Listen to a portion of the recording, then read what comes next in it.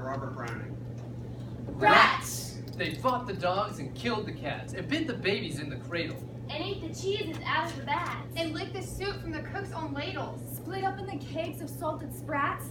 Made nests inside men's Sunday hats. And even spoiled the women's chats by drowning their speaking with shrieking and squeaking in 50 different sharps and flats.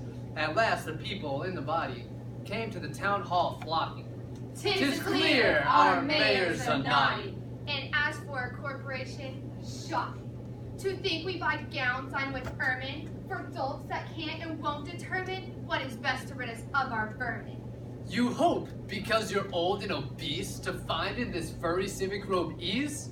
Rouse up, sirs, give your brains a racking, to find the remedy we're lacking, or sure as fate, we'll send you packing. At this, the mayor and corporation quaked with mighty consternation. An hour they sat in council. At length the mayor broke silence. For Gilder, I'd my ermine gown sell. I wish I were a mile hence. It's easy to bid one rat one's brain. I'm sure my poor head aches again. I've scratched it so, and all in vain. Oh, for a trap, a trap, a trap! And just as he said this, what should hap? At the chamber door, with a gentle tap. Bless us, cried the mayor. What's that? Only the scraping of shoes on the mat. Anything like the sound of a rat makes my heart go pit-a-pat. Come in! The mayor cried, looking bigger. And in did come the strangest figure. His queer long coat from heel to head was half of yellow and half of red, and he himself was tall and thin, with sharp blue eyes, each like a pin, and light loose hair and swarthy skin, no tuft on cheek, nor beard on chin, and lips for smiles went out and in. There is no guessing his kith and kin. He advanced to the council table and, please, your honors, I'm able by means of a secret charm to draw all creatures living beneath the sun, that creep or fly or swim or run after me so as you never saw. And I chiefly use my charm on creatures that do people harm, the mole and toad and newt and viper, and people call me the Pied Piper. Yet, poor piper as I am, in Tartary I freed the Cham last June from his huge swarm of gnats. And for what your brain bewilders, if I'm able to rid your town of rats, will you give me 1,000 guilders?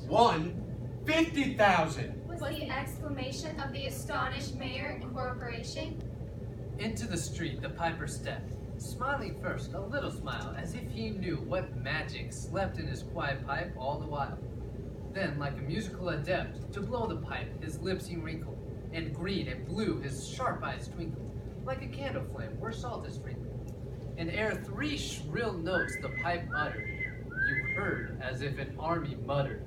The muttering grew to a grumbling, and the grumbling grew to a mighty rumbling, and out of the houses the rats came tumbling. Great rats, small rats, blue rats, brawny rats, Brown rats, black rats, gray rats, Tawny rats. families by tens and dozens, brothers, sisters, husbands, and wives. followed the piper for their lives. From street to street he piped advancing, then step for step they followed dancing, until they came to the river Weezer, wherein all plunged and perished. You should have heard the hamlet people ringing the bells till they rocked the steeple. Go! Get long poles, poke out the nests and block up the holes. Consult with the carpenters and the builders, and leave in this town not even a trace of the rats. And just as he said this, parked in the marketplace with a... First, if you please, my 1,000 guilders. 1,000 guilders? The mayor looked blue. And so did the corporation too. To pay this sum to a wandering fellow with a gypsy coat of red and yellow. Besides, Quoth the mayor with a knowing wink. our business was done at the riverbank. We saw with our eyes the vermin sink, and what's dead can come to life, I think. So, friend, we're not the folk to shrink from giving you something to drink or a matter of money to put in your poke. But as for the guilders, what we spoke of them, as you very well know, wasn't joke. Besides, our losses have made us thrifty. 1,000 guilders. Come, take 50. The piper's face fell, and he cried. No trifling! I can't wait! Besides, folks who put me in a passion may find me pipe after another fashion. Once more into the street the piper stepped, and to his lips again laid his long pipe of smooth straight cane. And ere he blew 3 soft notes, such sweet soft notes as yet musician's cunning hath never given in raptured air. There was a rustling. It seemed like a bustling, a merry crowd's justling, a pitching and hustling. Small feet were pattering. Wooden shoes were clattering. Little hands clapping and little tongues chattering. And like fowls in a farmyard when barley is scattering, out came the children running. All the little boys and girls, with rosy cheeks and flaxen curls, and sparkling eyes and teeth like pearls, tripping and skipping, ran merrily after the wonderful music with shouting and laughter. And lo, as they reached the mountainside, a wondrous portal opened wide, as if a cavern was suddenly hollowed, and the piper advanced, and the children followed. And when all were in to the very last, the door in the mountainside shut fast. The mayor sent east, west, north, and south to offer the piper by word of mouth, wherever it was men's lot to find him. Gold and silver to his heart's content, if he'd only return the way he went and bring the children behind him. But when they saw 'twas a lost endeavor, And piper and dancers were gone forever.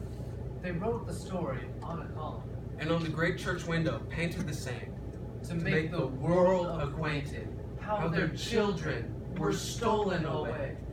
And there it stands to this very day.